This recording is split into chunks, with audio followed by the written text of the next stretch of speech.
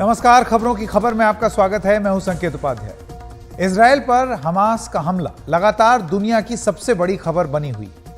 शनिवार को हुए इस हमले में मरने वाले आम लोगों की तादाद 1600 से पार हो चुकी है। इनमें 900 इजरायली और करीब 700 गाजा के लोग शामिल हैं।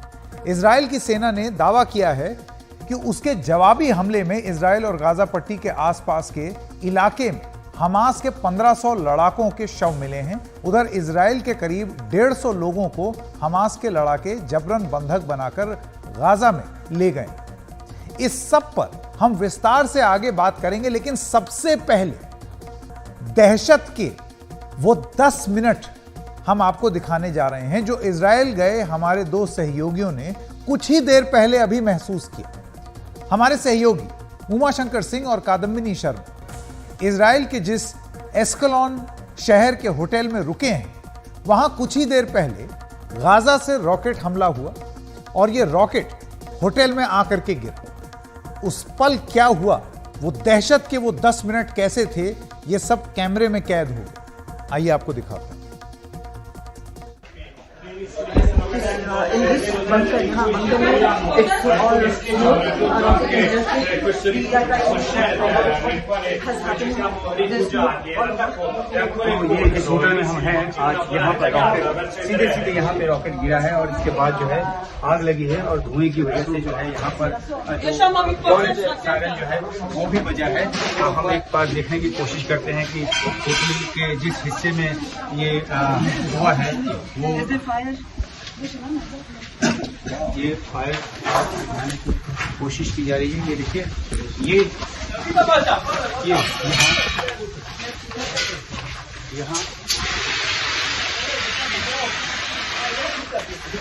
यहाँ हिस्से में गिरा है और गाड़ी पे गिरा है। हमारे होटल के पार्किंग की गाड़ी पर अगर नहीं, ये हमारे होटल की पार्किंग है। This is the parking where the cars were registered. Right now, this has been lit and this car is completely gone now. There is a directly on our hotel where we are staying. We came back after the threat and this is what has happened here. Most of the people, the guests here are still in the shelter. There is smoke everywhere. बार बार धमकी दी गई थी कि 5 बजे के बाद करेंगे और ठीक 5 बजे के बाद ये हमला हुआ है। हालांकि शहर के और किस हिस्से में क्या हुआ है वो जानकारी बाद में आएगी, लेकिन यहाँ जिस होटल में हम हैं एस्केलॉन में, यहाँ ये एक सीधा डायरेक्ट हिट रॉकेट का जिसमें एक कार जली है। हम बाहर और निकल कर देखने की कोशिश करते हैं कि और कहाँ क्या हुआ है। बंकर से हम निकल रहे हैं, 7 बजने के साथ ही हम बंकर में आ गए थे और जो यहाँ जो भी ठहर रहे हैं, ये देखिए हमारे होटल का सामने का हिस्सा यहाँ ये सामने का हिस्सा फिर से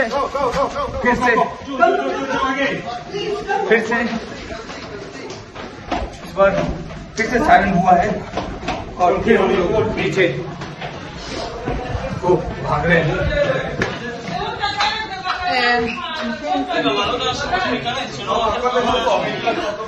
Siren has gone off again, and there might be more rocket attacks.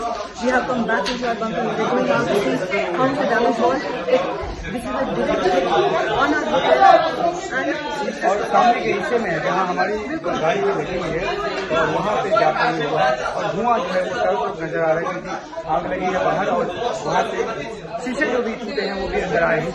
तो ये जो एक्चुअल सिचुएशन है वॉर की, वो यहाँ हम महसूस कर रहे हैं और एक्चुअल सिचुएशन से आपके लिए जानकारी लेकर आ रहे हैं। और जान को खतरा भी हो सकता है, लेकिन ये काम है तो काम कर रहे हैं। this is how it is, and this is happening during the war zone. And maybe this is what we expected. It could have happened, it has happened right in our hotel. अब यहाँ idea पहुंची है और idea पहुंची है तो ये देखिए होटल के बाहर का मुख्य दरवाजा है। यहीं से हमें जो पहला जो रॉकेट अटैक हमने देखा था वो भी यहीं देखा था। और ये देखिए जो गायब हुआ है। ये पूरी तरह से यहाँ पे गाड़ियों का जो एक ये देखिए, और यहाँ अब ये एम्बुलेंस, यहाँ पे पुलिस पहुँची है। ये हमारा होटल है, ये होटल है होटल रेगिना गोरेन, और यहाँ डायरेक्ट हिट, और यहाँ पर जो इजरायली पुलिस है वो पहुँची है।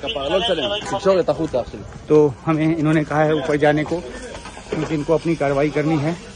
और इस होटल में यहाँ देखिए पूरा जो है शीशा, ये और ये लॉबी। मैंने एक हिस्सा बाहर जाकर देखा, इस तरीके से जो हमारी गाड़ी भी लगी है उस पर हालांकि ज़्यादा उसको नुकसान नहीं हुआ है, लेकिन 2-3 गाड़ियाँ पूरी तरह से तबाह हो गई है। हाँ, लेकिन पूरे होटल में the entire hotel is full of smoke now. The police is here, the IDF is here, and one car as you saw it is completely destroyed. ये अभी जो धमकियां आई थी उसके बाद हालांकि रॉकेट बैरियर पहले से चल रहा था, लेकिन this was the immediate thing. Now we have both police and other security guys here too. Bunker में ही अब हमारे साथ जो आईडीएफ के और जो इजरायल पुलिस के लोग हैं उन्होंने भी शेल्टर लिया है, क्योंकि फिर से सायरन की आवाज़ आई है, और सायरन की आवाज़ आने के बाद अमूमन धमाका होता है। अभी जो इस धमाके के बाद जो पुलिसकर्मी आए हैं उनको भी यहाँ आना पड़ा है, और यहाँ जो है धुएं का जो गुबार है वो The policemen, the security guys came in here after the siren went off again. Now this is a barrage of rockets which is coming again and again. Sirens are going off continuously, and they, even the security guys have taken shelter in this safe place. जी, और जो आग बुझाने के लिए कर्मी आए हैं वो भी आग बुझाने के काम को छोड़कर उनको भी अंदर आना पड़ा। ये देखिए, तो ये हालात ऐसे हैं जहाँ पर कभी भी कुछ भी हो सकता है, और कभी भी कहीं कोई भी रॉकेट कहीं आकर गिर सकता है। हालांकि आयरन डोम नाम की सुरक्षा प्रणाली है इजराइल के पास, लेकिन लगता है कि कई बार वो काम नहीं करता, और तभी रिहायशी इलाके पर आकर भी इस तरह से रॉकेट गिरता है। बिल्कुल, it is not always effective 100% effective. That is difficult for any mechanical और machine like that. So some rockets do hit, and our hotel has been directly hit by a rocket. It was not intercepted. It happens. It's a war zone. It does happen, and this is what has happened here. So now people are quite scared around here. There's so much smoke inside, and it's getting a bit difficult to breathe inside. तो एक ताज़ी हवा का झोंका लेने के लिए बाहर निकल रहे हैं। अगर सायरन नहीं बजा तो हम बाहर ही रहेंगे, नहीं तो फिर हमें अंदर आना पड़ेगा। और देखिए, जो शेल्टर लेने के लिए सभी बंकर में ही आ रहे हैं।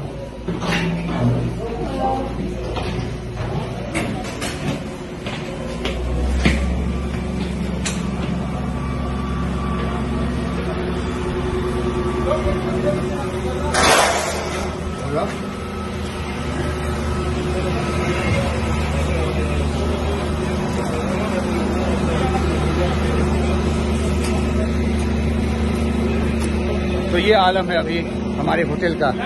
ये देखिए, yes we are from India. तो अब यहाँ पे जो बिल्कुल अभी तक साफ सुथरा होटल का हाथा था, तो देखिए कैसे तब्दील हो गया है। So now the fire brigade is here. They are trying to put off the fire, and you can see what has happened here. It's quite clear. और अभी हम इसी कार में वापस आए, इस कार में वापस आए। This is our car right here. We just parked it. We came back immediately when we knew of the threat. और उसके बाद ये यहाँ पर रॉकेट आकर, और वहाँ एक गाड़ी जो है, मुझे लगता है गाड़ी यहाँ थी जो वहाँ पे गई है। So ये सब कुछ अपनी आंखों से हम लोगों ने this is the reality of the war zone, and Uma, we must show how these things have fallen down. देखिए मेन दरवाजा, ये मेन दरवाजा होटल का, और ये रूफ, और ऊपर का जो हमारा कमरा है वहाँ तो हम बाद में पहुँचेंगे, फिर देखते हैं कि वहाँ क्या। We will check later what damages upstairs are. We'll have to see what has happened on the upper floors. But mainly the hit was here in the car park. हाँ, वो तो अचानक से आके कहीं गिरता है। तो अब हम अंदर आकर देखते हैं। ये रॉकेट फिर से चल रहा है, देखिए फिर से रॉकेट आगे जा रहे हैं, वो देखिए, लेकिन उसको इंटरसेप्ट कर लिया गया, ऊपर ही ऊपर ही उसको इंटरसेप्ट कर लिया गया। Yes. और यही अगर इंटरसेप्ट नहीं होता तो ये भी किसी इस There are रॉकेट many की तरह more. Let's go in. फिर से Let's go in. Umar, फिर से please. चल रहा है आप Umar, please stop. Umar, come. Umar.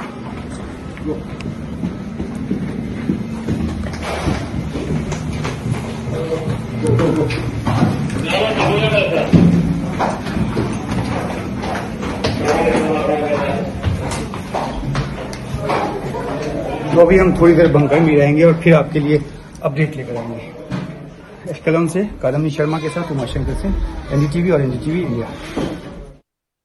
तो ये 10 मिनट की क्लिप है जो कि कैमरे में कैद हुई, लेकिन लगातार इस तरीके का एक माहौल और वातावरण, क्योंकि जंग का मैदान है तो ये बना हुआ है। 10 मिनट, दहशत के वो 10 मिनट कैमरे में कैद हुए। लेकिन बीते शनिवार को इजराइल पर जो हमला हुआ उसने सबको हैरान कर दिया है। इजराइल की अंतर्राष्ट्रीय खुफिया एजेंसी मोसाद, दुनिया की सबसे शानदार खुफिया एजेंसी मानी जाने वाली मोसाद, उसकी आंतरिक खुफिया एजेंसी शिन बेत का भी कुछ ऐसा ही जलवा है।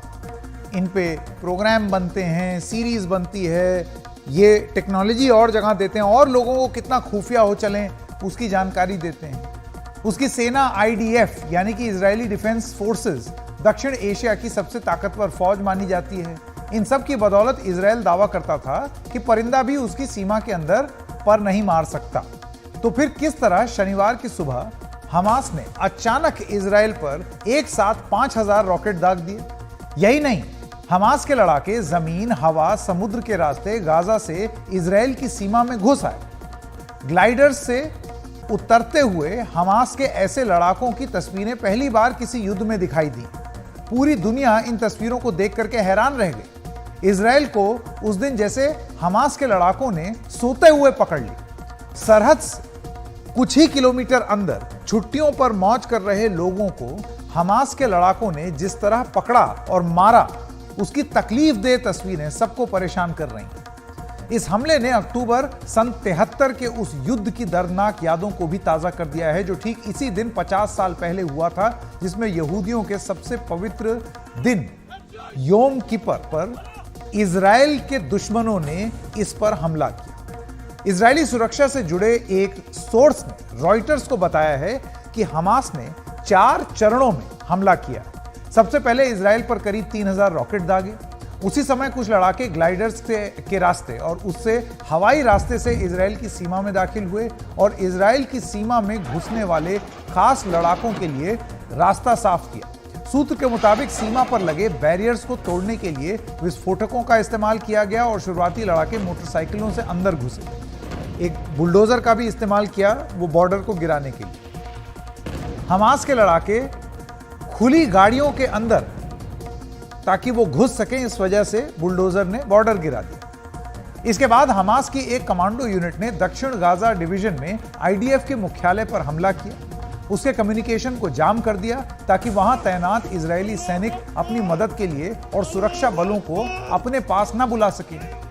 इसके बाद हमास के लड़ाके इजराइल के सीमावर्ती कस्बों में, यानी कि जो बॉर्डर फ्रंटलाइन विलेजेस हैं और फ्रंटलाइन एरियाज हैं, उसमें मिलिट्री बेस पर हत्याओं को अंजाम देने में जुट गए, जिसकी अब तस्वीरें, दर्दनाक तस्वीरें सामने आ रही। तट पर एक रेव पार्टी में घुस गए। रेव पार्टी मतलब एक म्यूजिक फेस्टिवल हो रहा था, उसमें घुस गए। सैकड़ों लोगों को मौत के घाट उतार दिया। वहां पर धनाधन गोलीबारी हुई।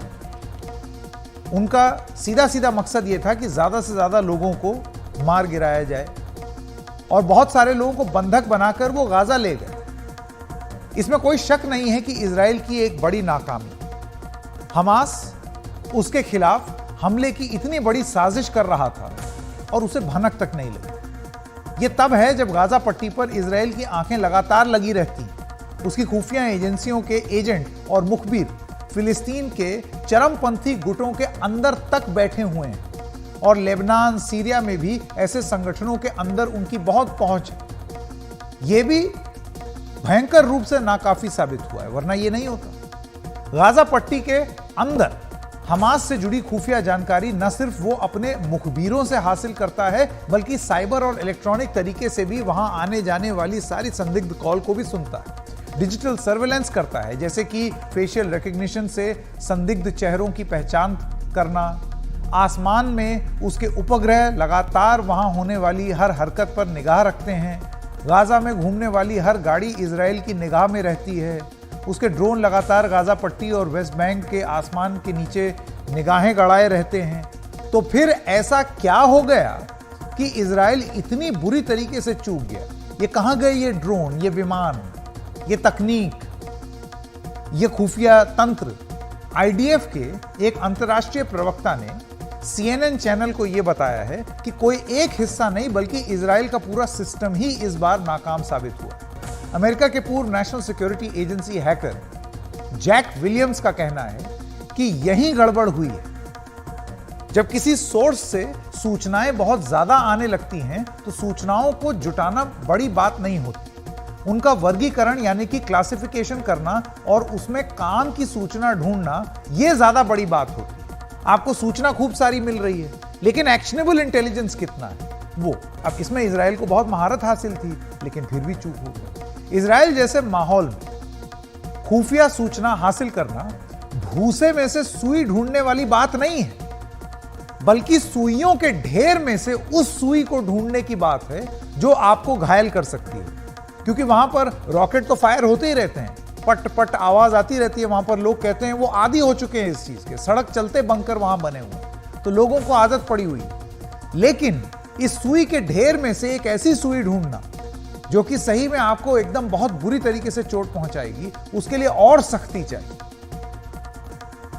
वो कहते हैं कि हमास जितने लड़ाकों ने यह हमला किया उनमें यह कहना ठीक नहीं है कि इजराइल को हमास की योजना का पता नहीं चला होगा, बल्कि ये मानते हैं लोग कि हमास के लड़ाके हमेशा आईडीएफ पर हमला करने की पुख्ता योजना बनाते रहे होंगे और इजराइल हमेशा ऐसे खतरे की हर खबर पर प्रतिक्रिया नहीं देता रह सकता, और ऐसे में जो असली योजना है वो मिस हो गई। ये सब तमाम विश्लेषक जो हैं, अंतर्राष्ट्रीय विश्लेषक, वो ये सारी बातें कर रहे हैं। इजराइल के पूर्व राष्ट्रीय सुरक्षा सलाहकार इयाल हुलात, उनके मुताबिक ये स्पष्ट है कि हमास इसकी तैयारी काफी लंबे समय तक कर रहा था, वरना और कैसे आ जाएंगे इतने सारे रॉकेट? और इतनी बड़ी योजना यूं ही तो बन नहीं जाती, बहुत प्लानिंग लगती है उसके लिए। यह बहुत ही सुनियोजित हमला था और दुर्भाग्य से वो उनको रणनीतिक तौर पर चौंकाने में कामयाब नहीं कर पाया और उसका भयानक नुकसान उनको झेलना पड़ा है, अभी भी झेल रहा। इजराइल के अखबार हैरेट्स के मुताबिक पिछले हफ्ते में इजरायली सेना और उसके रक्षा मंत्रालय के अधिकारियों ने सार्वजनिक रूप से कहा था कि हमास खुली लड़ाई का इच्छुक नहीं है, लेकिन वो सब गलत साबित हो गया। अखबारों में छपी हुई बात। कई जानकारों के मुताबिक यही दरअसल इजराइल से एक बड़ी गलती हुई। उसने हमास की ऐसी सार्वजनिक बातों पर यकीन कर लिया। हमास से जुड़े एक सूत्र ने समाचार एजेंसी रॉयटर्स को यह जानकारी दी है कि हमास कई साल से इजराइल को यह एहसास दिलाने की योजना पर काम कर रहा था कि वो हथियारबंद लड़ाई का इच्छुक नहीं है और कुछ आर्थिक मदद से इलाके में शांति कायम करना चाहता है और उसके लिए इच्छुक। इसके लिए मोसाद ने बीते कई महीनों में जबरदस्त खुफिया रणनीति बनाई, जबकि अंदर ही अंदर वो एक बड़े हमले की तैयारी कर रहा था। हम हमास की बात कर रहे हैं। बीते कुछ महीनों से इजराइल की गाजा से लगी सीमा पर पहले के मुकाबले ज्यादा शांति थी। सूत्र के मुताबिक हमास ने अपने लड़ाकों को हमले की ट्रेनिंग देने के लिए एक नकली इजरायली इलाका तैयार किया, जिसमें बंदूकधारी घर घर जाकर हमला करते थे। हमास ने इजराइल को विश्वास दिला दिया कि वो गाजा के लोगों को वर्क परमिट दिलाने, इन्हें इजराइल में घुसने की इजाजत दिलाने का ज्यादा इच्छुक है ताकि वहां वो गाजा से ज्यादा वेतन कमा सके। हमास के इस सूत्र ने यह भी बताया कि खुद हमास के ही कई नेताओं को हमले की इस साजिश की जानकारी नहीं दी गई। मतलब ये बात हमास में ही बहुत ज्यादा नहीं फैलाई गई कि कहीं लीक ना हो जाए। यही नहीं, हमले में शामिल करीब 1000 लड़ाकों को भी हमले से ठीक पहले तक यह नहीं बताया गया कि उन्हें दरअसल हमले को अंजाम कैसे देना। रॉयटर्स के मुताबिक और उनसे बातचीत में इजराइल के एक और सूत्र ने यह बात मानी कि उन्होंने हमें यह विश्वास दिला दिया था कि उनकी लड़ाई से ज्यादा दिलचस्पी पैसे में, फाइनेंशियल एड में। वो वैसे भी हर वक्त हमले की तैयारी में लगे रहते हैं, इसलिए ये बताना मुश्किल था कि वो कब हमला करें। इजराइल के पूर्व राष्ट्रीय सुरक्षा सलाहकार याकोव एमिड्रोर, उन्होंने भी रॉयटर्स को यह बताया कि इजराइल के कुछ साथी देशों ने, जो उनके फ्रेंडली कंट्रीज हैं, उन्होंने इस झूठ पर यकीन करने में मदद की कि हमास अब ज्यादा जिम्मेदार व्यवहार कर रहा है, अब वो आतंकवादी संगठन नहीं रहा, अब हमास चेंज हो रहा है, और इस झांसे में आ गए। और फिर ये जो फॉर्मर एनएसए हैं, ये कहते हैं और हमने मूर्खों की तरह उसे सच मानना शुरू कर दिया। हमने एक गलती की, हम दोबारा ये गलती नहीं करेंगे और हमास को धीरे धीरे बर्बाद कर देंगे। इजराइल की सुरक्षा से जुड़े एक और सूत्र ने यह बताया है कि गाजा की सीमा पर सैनिक पूरी तादाद में नहीं थे, क्योंकि कुछ को वेस्ट बैंक में बढ़ रही हिंसा के मद्देनजर वहां बने जो इजरायली बेस हैं और इजरायली सेटलर्स हैं, उनकी सुरक्षा के लिए उधर तैनात कर दिया। हमास ने इस बात का फायदा उठा लिया। चैनल 13 न्यूज, जो कि वहां का एक न्यूज चैनल है, उसने हमले में शामिल हमास के एक आतंकी के हवाले से यह बताया है कि जिस इलाके में हमने हमला किया, वहां हमारे हमले के 5 घंटे बाद इजराइल ने हम पर फायरिंग की। हम 1000 लड़ाकों के साथ तैयार थे और हम 15 जगहों पर बाड़ तोड़कर अंदर घुसे। हम हैरान थे कि इजरायली डिफेंस फोर्स हमारा इंतजार ही नहीं कर रही थी। हम एक परिवार को 2 घंटे तक पैदल गाजा पट्टी तक चला करके लेकर के गए, किसी ने हमें रोका नहीं। ये वहां की जो लोकल एजेंसी है, संभवतः फिलिस्तीन की एजेंसी, इजराइल की नहीं, उसमें ये रिपोर्ट्स आ रही हैं। इजराइल में चल रहे प्रदर्शनों से हमारा हौसला बढ़ा। वहां सरकार के न्यायिक सुधारों के खिलाफ प्रदर्शन चल रहे थे। वहां की सुरक्षा में लगे लोगों ने अपनी सरकार को बताया था कि सरकार की योजना से फौज की ऑपरेशनल क्षमता पर असर पड़ रहा है, जिससे इजराइल की ताकत को नुकसान पहुंचा है। सूत्र ने यह भी कहा कि बीते कुछ हफ्तों में सीमा के पास बाढ़ के उस तरफ गाजा में भीड़ की हिंसा सिर्फ भटकाने के लिए की गई। आप देखिए, बड़े योजनाबद्ध तरीके से यह माहौल क्रिएट करना कि अब शांति, अब कम और एकदम से फिर अटैक। अमेरिकी अखबार वॉल स्ट्रीट जर्नल ने यह दावा किया है कि बेरूत में पिछले हफ्ते हुई एक बैठक में ईरान ने इजराइल पर हमले के लिए हमास की मदद की और वो कई हफ्तों से इस दिशा में काम कर रहा है।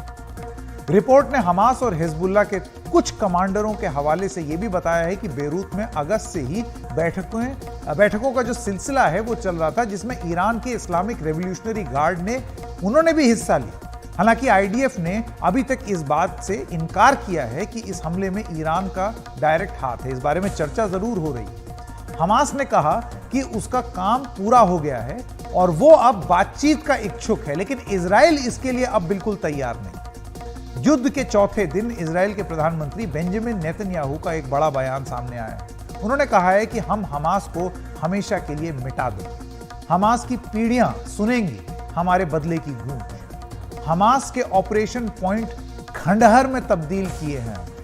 आईसिस की तरह हमास को खत्म कर देंगे। इजराइल की सीमा में अब भी हमास के आतंकी। हम अपने अगवा और लापता लोगों को तलाश रहे हैं। कठिन दौर से गुजर रहे हैं, हम जीतेंगे। इसके बाद इजराइल के विदेश मंत्रालय ने भी ट्वीट करके लिखा है कि आर्टिफिशियल इंटेलिजेंस हमास के आतंकियों से ज्यादा मानवीय है। हमास के आतंकी इंसान नहीं है, शैतान है और बर्बर हत्यारे हैं। इजराइल अब बदला लेने की बात कर रहा है, लेकिन उससे पहले उससे जो गलती हुई है वो उसे भारी पड़ी। ये इजराइल की आज तक की सबसे बड़ी खुफिया चूक है। सामरिक मामलों के विशेषज्ञ ब्रह्मा चेलानी से भी हमने बात की और उन्होंने भी यह बताया कि आतंकवाद की भी तकनीक बदली है जो इजराइल यहां पर देख रहा है। बाद में कभी आपको ब्रह्मा चेलानी साहब की बात सुनाएंगे, कल भी हमने सुनाई थी। लेकिन एक बात यह भी की जाए कि हमास जिसने इजराइल को दहला दिया, उसका चीफ कौन है, यह अब हर आदमी जानना चाहता है। वो है 57 साल का एक शख्स जो खुद व्हील चेयर पर रहता है। उसका नाम है मोहम्मद दाइफ इब्राहिम अल मसरी उर्फ मोहम्मद दाइफ। वो खुद व्हील चेयर पर है, अपने दम पर चल नहीं सकता। 57 बरस की उम्र में उसने 7 हमले झेले हैं। घायल भी हुआ, बीवी बच्चे मारे गए, लेकिन वो बचा रहा और अब वो इजराइल को दहला रहा है।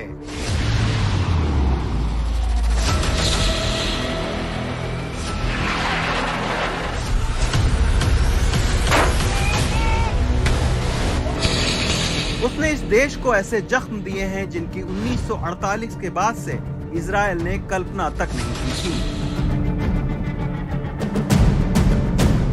ये हैं मोहम्मद दाइफ इब्राहिम अल मसरी उर्फ मोहम्मद दाइफ, हमास की कासम विंग का चीफ। इसी शख्स ने ऐसी विकराल साजिश रची कि शनिवार की सुबह इजराइल जैसे तहस नहस हो गया।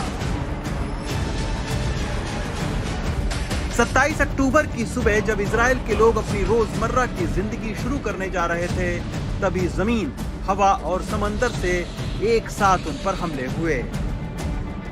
वो मारे गए, घायल हुए और पकड़ लिए गए। इन्हीं बंधकों की बदौलत अब हमास इजराइल से सौदे की कोशिश में है। सवाल ये उठता है कि इजराइल की खौफनाक खुफिया एजेंसी मोसाद अब तक मोहम्मद दाइफ को पकड़ क्यों नहीं पाई? उसने इजराइल के आधुनिक सुरक्षा तंत्र को चकमा कैसे दिया? हकीकत यह है कि 23 साल से इजराइल दाइफ को खत्म करने की कोशिश में है, लेकिन दाइफ किसी तकनीक की मदद लेता ही नहीं है, इसलिए उसे पकड़ना मुश्किल होता जा रहा है। न ही उसके बारे में ज्यादा जानकारियां हैं और न ही उसकी ज्यादा तस्वीर। लेकिन दाइफ की शुरुआती जिंदगी पर एक नजर डालते हैं। दाइफ की शुरुआती जिंदगी फिलिस्तीन के शरणार्थी कैंप में बीती। यूनिवर्सिटी में पढ़ते हुए वो मुस्लिम ब्रदरहुड आंदोलन से प्रभावित हुआ, लेकिन यासिर अराफात के ओस्लो समझौते से नाराज होकर वो हमास से जुड़ गया। 2010 में मोहम्मद दाइफ ने खुद लिखा कि अल-अक्सा मस्जिद समेत पूरे जेरूसलम से लेकर उत्तर से दक्षिण की 1 इंच भी जमीन इजराइल को नहीं दी जाएगी। इजराइल पर ताजा हमले को अल-अक्सा मस्जिद विवाद का भी नतीजा माना जा रहा है। माना जा रहा है कि दाइफ के नेतृत्व में हमास ने इसकी बेहद चुपचाप तैयारी की और अचानक ऐसे समय हमला किया जब इजराइल जैसे सोया हुआ था। सवाल ये उठ रहा है कि क्या दाइफ को अब इजराइल पकड़ पाएगा या नहीं? रवीश रंजन शुक्ला की रिपोर्ट, एनडीटीवी इंडिया। जब जंग होती है तो कौन जीतता है और कौन हारता है? आइए इसके बारे में जरा बात करें। इजराइल गाजा युद्ध के बाद दुनिया में युद्ध का तीसरा मोर्चा खुल गया। पहले ही रूस यूक्रेन युद्ध चल रहा था, उसके बाद यूरोप और अजरबैजान और आर्मेनिया की लड़ाई शुरू हो गई, और अब ये सवाल ये है कि युद्ध में आखिरकार जीतता कौन है और हारता कौन है? निश्चित ही कोई देश विजेता होगा और कोई हारने वाला होगा, लेकिन इसके साथ साथ एक अलग इकोसिस्टम और भी है। इससे भी ज्यादा ध्यान देने वाली बात यह है कि हारता आम आदमी है जो युद्ध नहीं चाहता, और युद्ध उसका रोजगार, जिंदगी सब कुछ छीन लेता है। अंत में जीतने वाला होता है वो जो युद्ध के लिए हथियार बेचता है। अमेरिका इस मामले में सबसे आगे रहा। अमेरिका के पूर्व विदेश मंत्री हेनरी किसिंगर, इन्होंने कहा था कि अमेरिका का दुश्मन होना खतरनाक हो सकता है, लेकिन अमेरिका का दोस्त होना घातक है। पहले विश्व युद्ध में जो जीता या जो हारा, लेकिन सबसे ज्यादा कमाई अमेरिका की हथियार बनाने वाली कंपनियों की हुई, जिन्होंने ब्रिटेन, फ्रांस और अन्य साथी देशों को अपने हथियार बेचे। दूसरे विश्व युद्ध में भी अमेरिका की हथियार बिक्री से सबसे भारी कमाई हुई। 41 से 45 के बीच, सन 41 से सन 45 के बीच अमेरिका की अर्थव्यवस्था जबरदस्त तेजी से बढ़ी। यूनाइटेड स्टेट्स ऑफ अमेरिका का युद्ध से जुड़ा उत्पादन, जो कि 1939 में वहां के ग्रॉस नेशनल प्रोडक्ट का महज 2% था, वो 1943 में 40%, सोचिए 2% से 40%। इसे कहते हैं युद्ध से मुनाफा कमाना, वॉर प्रॉफिटियरिंग। दुनिया के तमाम इलाकों में समय समय पर होने वाले युद्धों के लिए हथियार उन्हीं देश से आते हैं जो टेक्नोलॉजी के लिहाज से आगे हैं। ये वो बड़े औद्योगिक देश हैं जिनमें कई यूरोपीय देश आते हैं। रूस भी एक बड़ा हथियार सप्लायर रहा है और चीन भी हथियारों की बिक्री में आगे बढ़ रहा है। रूस यूक्रेन युद्ध को ही ले लीजिए। ये युद्ध में हथियारों की जरूरत पड़ी। यूक्रेन को यूरोप के देशों और अमेरिका ने हथियार दिए। यूरोप में फौजी खर्च 13% बढ़ गया। यूक्रेन का अपना फौजी खर्च 7 गुना बढ़ गया। रूस का फौजी खर्च 9.2% बढ़ गया। इस युद्ध के लिए हथियार कहां से आए? तकनीकी तौर पर आधुनिक देशों की कंपनियां हैं ये हथियार बनाती। इनमें सबसे ज्यादा कंपनियां, जैसे कि हमने आपको बताया, अमेरिका की हैं। अब एक बहुत ही प्रतिष्ठित संस्था है जिसका नाम है SIPRI, Stockholm International Peace Research Institute. इस संस्था ने 2021 की अपनी एक रिपोर्ट के मुताबिक दुनिया में हथियार बनाने वाली टॉप 100 कंपनियों में 40 अकेले अमेरिका में बताई, जिन्होंने 2021 में $299 अरब के हथियारों की बिक्री की। $299 अरब। टॉप 100 हथियार कंपनियों में चीन की 9 कंपनियां हैं जिन्होंने 2021 में $109 अरब के हथियार बेचे। इन टॉप 100 में से हथियार कंपनियों में 6 रूस की हैं जिन्होंने $17.8 अरब के हथियार बेचे।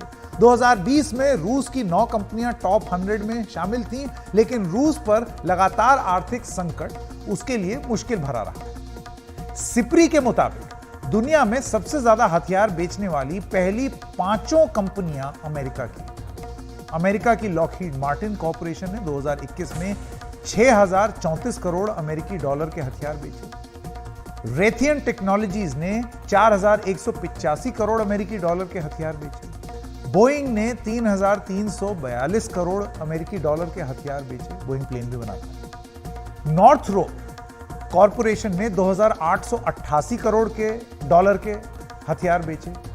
कहीं आप रुपए ना समझ लें। जनरल डायनामिक्स कॉर्पोरेशन ने 2600 करोड़ के डॉलर के हथियार बेचे। सामरिक मामलों के जानकार और सोसाइटी फॉर पॉलिसी स्टडीज के निर्देशक कमोडोर उदय भास्कर भी ये कहते हैं कि युद्ध में हथियार कौन सबसे ज्यादा सप्लाई करता है, ये तो हर किसी को दिख रहा है। इन आंकड़ों में आपको साफ दिखाई दे रहा है।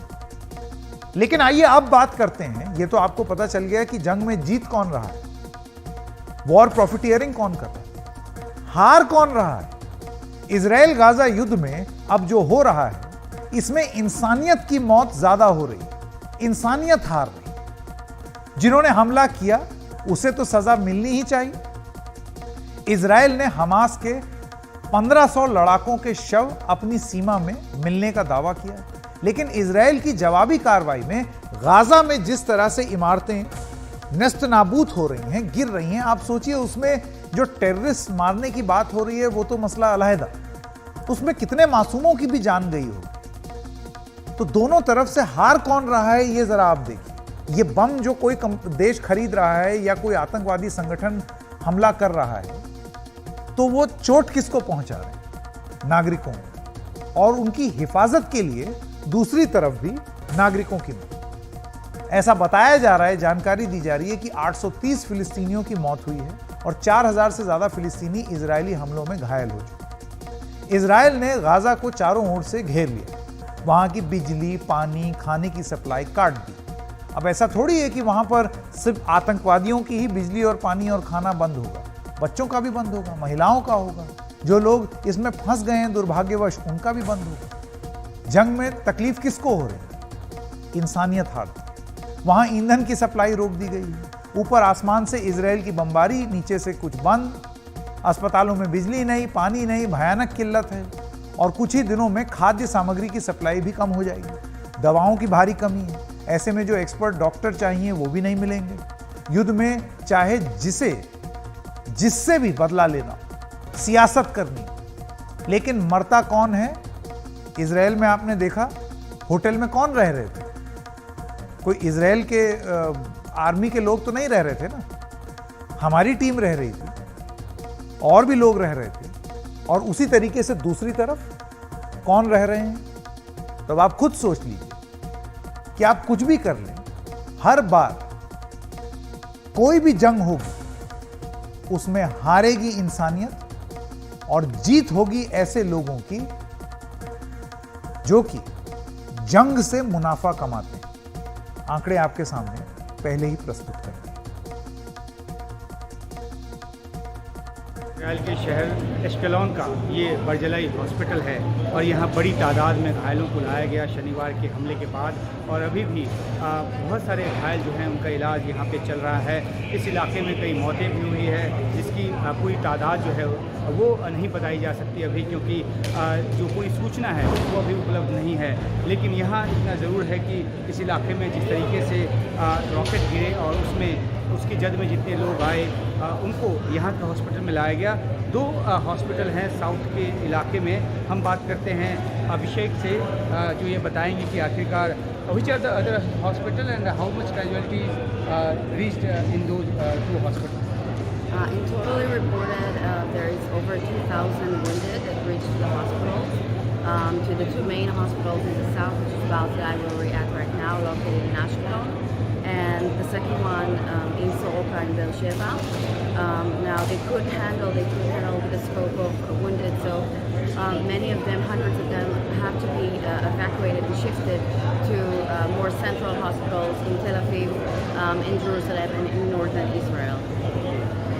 तो ये बता रही हैं कि घायलों की तादाद इतनी ज़्यादा थी कि इन 2 अस्पतालों में उनका इलाज संभव नहीं था और इसलिए इनको अलग अलग अस्पतालों में ले जाया गया, जिसमें तेल अवीव का अस्पताल जो है वो भी शामिल है। और यहाँ पे वॉलंटियर्स जो हैं वो बड़ी तादाद में जो यहाँ घायल आ रहे हैं, उनके परिजन आ रहे हैं, उनके लिए जो खाने का बंदोबस्त या फिर उनको जो चीज़ें हैं उसका बंदोबस्त जो है वो यहाँ पर किया गया है। और ये सिलसिला शनिवार से यहाँ पे चल रहा है। तो जो एक आपात स्थिति यहाँ बनी है, जो युद्ध जैसे हालात बने हैं, और उसमें जिस तरीके से पीड़ितों की तादाद यहाँ पर बढ़ी है, उनको उनकी मदद के लिए लोग वॉलंटियर कर रहे हैं। खुद यहाँ पे इजरायली आकर यहाँ पे श्रमदान कर रहे हैं और ये इस मुल्क की एक बड़ी ताकत है, क्योंकि जिस तरह के हालात पैदा हुए हैं ऐसे में जो ज़रूरी सेवाएं हैं उस पर खासा असर पड़ा है। और ख़ासतौर पे ये चुनौती तब और बढ़ जाती है जब रह कर सायरन की आवाज़ यहाँ पे आ रही हो और लगातार रॉकेट से हमले अब भी जारी हों। तो ऐसे में यहाँ चुनौती और ज़्यादा बढ़ी है और लोग उससे पार पाने की कोशिश कर रहे हैं। अश्कलॉन बर्जिलई हॉस्पिटल से उमाशंकर सिंह, NDTV इंडिया।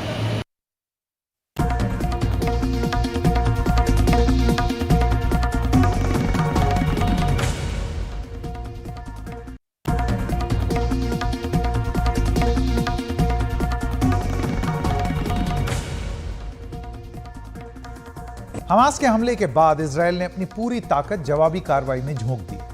इसके लिए इजरायल ने अपने करीब 3 लाख रिजर्व सैनिकों को ड्यूटी पर बुला लिया है, जो अपनी सेना की युद्ध में मदद करेंगे। इससे यह लगता है कि इजरायल गाजा पट्टी पर जमीनी रास्ते से भी बहुत बड़ा धावा बोलने की तैयारी कर रहा है।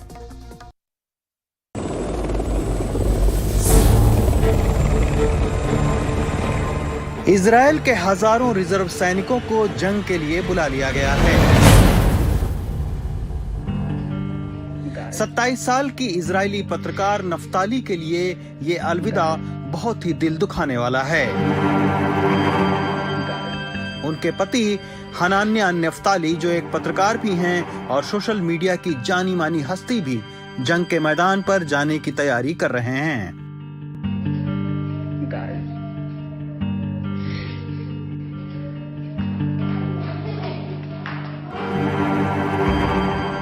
I'm here with my wife India.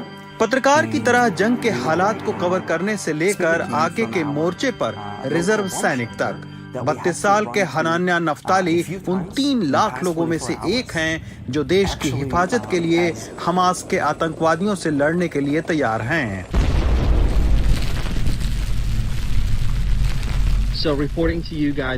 Naftali का कहना है कि उनको न सिर्फ अपनी सरहदों की हिफाजत के लिए तैनात किया गया है, बल्कि घरों और परिवारों की हिफाजत के लिए भी। मैं ड्यूटी पर तैनात किए जाने के बाद रिपोर्ट कर रहा हूं। ये अब तक की सबसे अलग लड़ाई है। मैं अपनी सरहदों की रक्षा के लिए ही जंग के मैदान में नहीं हूं, बल्कि अपने घरों और अपने परिवारों की सुरक्षा के लिए भी। हमारे लिए दुआ कीजिए, हमारा समर्थन करते रहिए। जिन लोगों को तैनात किया जा रहा है उनमें से हजारों अभिभावक हैं, माँ हैं, शिक्षक हैं, डॉक्टर हैं और सिविल सोसाइटी के सदस्य भी। जंग के लिए 3 लाख लोगों को बुलाया गया है। आखिर कौन हैं ये रिजर्व सैनिक? 18 साल से ज्यादा उम्र के सभी लोगों को बुलाया जाता है। यहूदी और सरकासियन नागरिक बुलाए जाते हैं। पुरुषों के लिए 32 महीने से ज्यादा और महिलाओं के लिए 2 साल की सेवा धार्मिक महिलाएं, विवाहित लोग और जो मानसिक तौर पर फिट नहीं हैं, उनको इससे छूट दी जाती है। गाजा की तरफ से हमले के बाद इजराइल ने 3 लाख रिकॉर्ड रिजर्व सैनिक तैनात किए हैं। एक पिता अपने बेटे से वादा करता है कि वो जल्द ही वापस आएगा।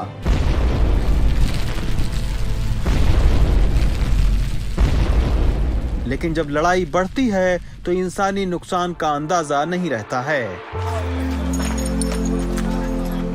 बेकसूर नागरिक, चाहे वो इजराइल की तरफ से हो या चाहे गाजा की तरफ से, सबसे ज्यादा नुकसान इन्हीं का होता है।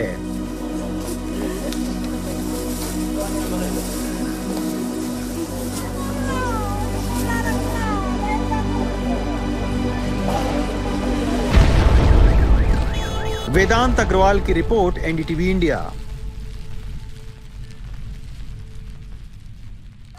और खबरों की खबर में आज इतना ही। नमस्कार।